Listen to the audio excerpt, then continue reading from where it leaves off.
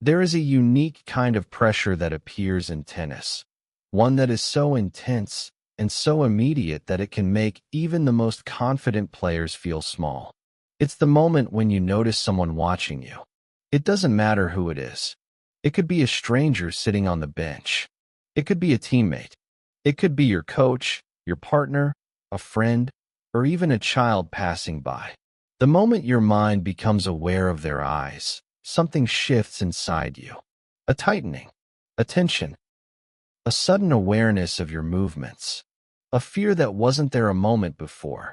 And then you freeze. Your body stops moving naturally. Your swing becomes stiff. Your breath becomes shallow. And suddenly the match is no longer between you and the ball. It's between you and the invisible expectation of someone else. If you've ever felt this, if your entire game changes the moment someone watches you, you're not alone.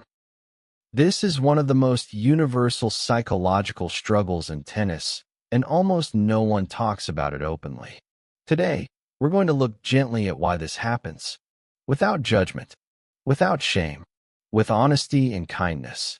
Because freezing under observation doesn't mean you're weak. It means you're human.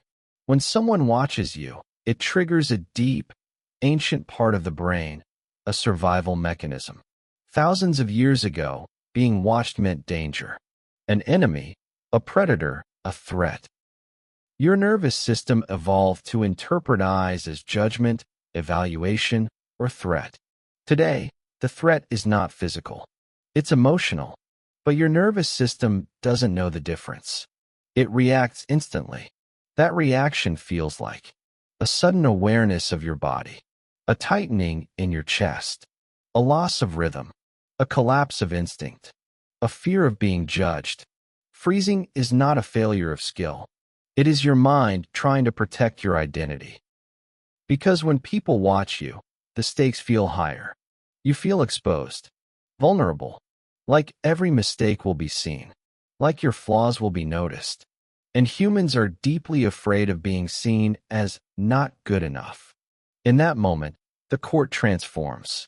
It is no longer a playground. It becomes a stage. And when you feel like you're on a stage, your brain stops allowing your body to move freely. It tries to take control. It tries to micromanage every swing, every footstep, every decision. It tries to make you behave perfectly. And nothing kills performance faster than the attempt to be perfect.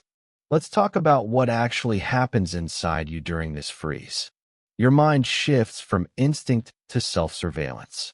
Instead of reacting to the ball, you react to your own thoughts. You start monitoring your movements. You hear your inner voice questioning, judging, analyzing. What if I miss? What will they think? Do I look bad? Am I embarrassing myself? Do I look like I don't belong? These thoughts create a wall between you and your natural ability. You lose access to the skills you already have, not because the skills disappeared, but because your mind blocked them. This is why you can hit beautifully in private, but fall apart when someone arrives. This is why your warm-up feels smooth, but your first serve in front of someone feels like a stranger's arm. This is why you can rally comfortably until you realize someone is watching. Then suddenly you can't feel your feet, your grip, or your timing. You are not freezing because you lack confidence. You are freezing because the presence of another person activates a deeper fear, the fear of being seen and judged. Many players feel this especially strongly if they grew up in environments where performance was tied to approval, or mistakes were criticized, or success was rewarded only when perfect. These old emotional patterns show up on the tennis court in the most unexpected ways. Another reason you freeze is because tennis is one of the rare sports where the player cannot hide. You are alone, fully exposed. Every mistake is visible. Every miss is public. Tennis amplifies vulnerability. When someone watches, the spotlight feels even brighter. Instead of interpreting it as curiosity or support, your brain interprets it as scrutiny. That's why your body locks. Now let's look at something more subtle. Freezing is actually an attempt to protect your self-image. If you freeze and miss, your mind can say, well, that wasn't the real me. I was nervous. It's a twisted way of preserving your identity. If you let yourself play fully and still miss, that would feel like your true level was exposed. Freezing acts like a shield. It prevents you from feeling fully responsible for the outcome, but it also prevents you from playing freely. This is why, when someone is watching, you often feel trapped between wanting to show your best and fearing that your best might not be good enough. That tension is paralyzing, and paralysis creates the freeze. Let's talk about the emotional aftermath. Freezing doesn't just ruin one point. It affects your entire match. After freezing, you may feel embarrassed, angry, disappointed, or ashamed. You feel like you should be better. You start judging yourself for caring what others think. But caring is human. Wanting to be seen as capable is human. Wanting approval is human. There is nothing wrong with you. The shame you feel only means you care deeply. Now let's explore how you can begin to soften this reaction.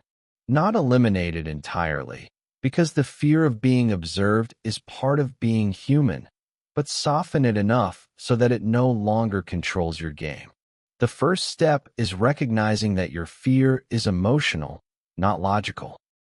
Your brain is not reacting to the person watching you.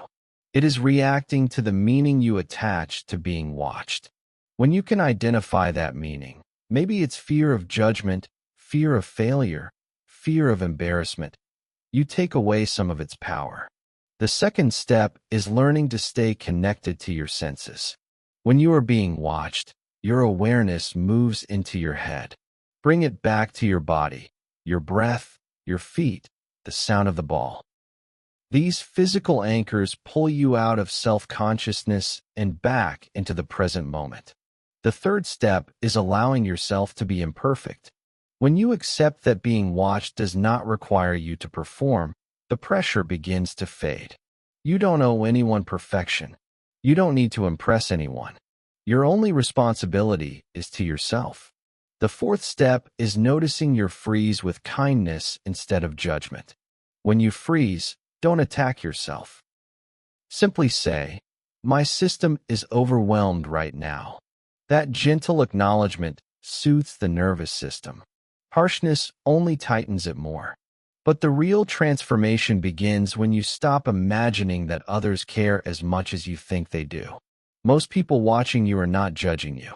They are curious, supportive, or simply passing time.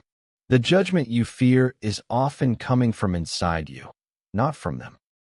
Now, before we reach the end, I want to speak to the version of you who feels exposed, vulnerable, and small when someone watches you. You are not weak. You are not fragile. You are not alone. What you feel is deeply human. You're not freezing because you're incapable. You're freezing because you're carrying emotional expectations that were never meant to be solved by performance. You freeze not because you lack skill, but because you care too much. Here is your CTA. If this episode helped you understand yourself more clearly, I invite you to subscribe to the channel for more deep tennis psychology insights that speak directly to your experiences. Share this episode with someone who freezes under pressure.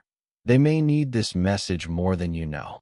And in the comments, tell me honestly, who do you freeze in front of the most, and why do you think that is? Your answer may help another player feel seen. And now, for our closing message.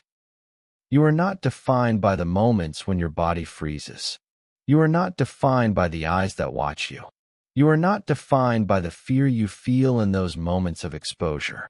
Beneath the fear, beneath the tension, beneath the self-consciousness, there is a player who knows how to play freely, who moves beautifully, instinctively, naturally. That version of you is still there. You do not need to fight the fear. You only need to understand it. When you understand it, the freeze begins to melt. When you soften, the body follows. And when you let yourself be seen without fear, You reclaim the freedom that was yours all along.